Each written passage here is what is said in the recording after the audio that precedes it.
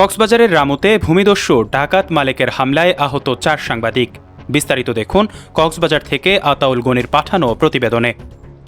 কক্সবাজারের রামুতে পেশাগত দায়িত্ব পালনকালে সাংবাদিক সহ স্থানীয় 2 জনের ওপর হামলার ঘটনা ঘটেছে। বুধবার সকাল 12:30টার দিকে খাওয়াখোপ ইউনিয়নের 8 নং ওয়ার্ডের পশ্চিম নাপিতার ঘোনা এলাকায় এই ঘটনা ঘটে।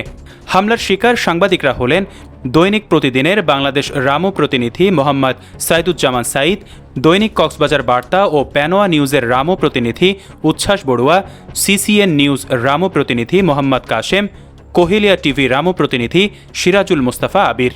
আহত সাংবাদিকরা বলেন, বিগত কয়েকদিন যাবৎ কাউয়াখোপ ইউনিয়নের বিভিন্ন এলাকা থেকে পরিবেশ বিধ্বংসী ফসলি জমির টপস অয়েল ও পাহাড়ের মাটি স্কেভেটার দিয়ে কেটে ডাম্পার যোগে পাচারকালে এলাকার রাস্তাঘাট ক্ষয়ক্ষতি হওয়ায় এলাকাবাসী নিষেধ করে। পরবর্তীতে অভিযুক্ত আব্দুল মালেক নিষেধ অমান্য করেছেন এমন অভিযোগের ভিত্তিতে স্থানীয় 4 সাংবাদিক সরেজমিনে গিয়ে ভিডিও ও ছবি ধারণ করার সময় অবৈধভাবে পাহাড় কাটার শ্রমিকেরা চিৎকার চেঁচামেচি শুরু করেন। এ সময় ঘটনাস্থলে উপস্থিত হন পাহাড় খেকো মূল হোতা আব্দুল মালেক। এ সময় তিনি সব 2 টাকার সাংবাদিক বলে নির্দেশ দেওয়ার সঙ্গে সঙ্গে হামলা শুরু হয়। প্রথমে সাংবাদিকদের মুঠোফোন কেড়ে নিয়ে ভাঙচুর ও পরে গিয়ে মারধর করে। পরে পুলিশ ঘটনাস্থলে গিয়ে আক্রান্ত সাংবাদিকদের উদ্ধার করে রামু হাসপাতালে চিকিৎসার জন্য প্রেরণ করে। ঘটনার বিষয়ে ডাকাত মালেককে 1 নম্বর আসামি করে 4 জনের নাম উল্লেখ করে অজ্ঞাতনামা 4 থেকে 5 জনের বিরুদ্ধে রামু থানায় একটি মামলা রুজু করা হয়।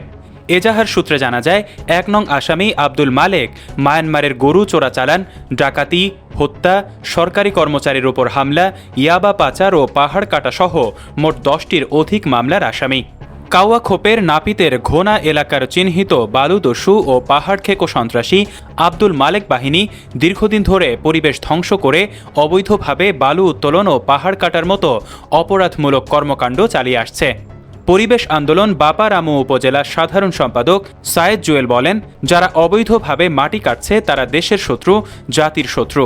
যারা সংবাদকর্মীদের উপর হামলা করেছে আমি এর তীব্র নিন্দা জানাই এবং তাদের আইনের আওতায় আনার দাবি জানাচ্ছি। রামু থানার ভারপ্রাপ্ত কর্মকর্তা মোহাম্মদ মনির ইসলাম ভুইয়া বলেন, সাংবাদিকদের ওপর হামলার বিষয়টি বুধবার বিকেলে জেনেছি। অবশ্যই হামলাকারী সন্ত্রাসীদের বিরুদ্ধে আইনগত ব্যবস্থা নেওয়া হবে।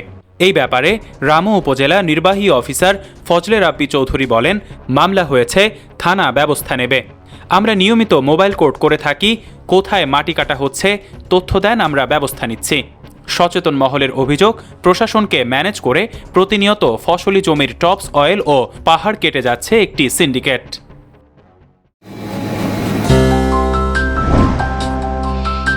অগ্রযাত্রা প্রতিদিন, নির্ভীক প্রত্যয়ে উজ্জীবিত।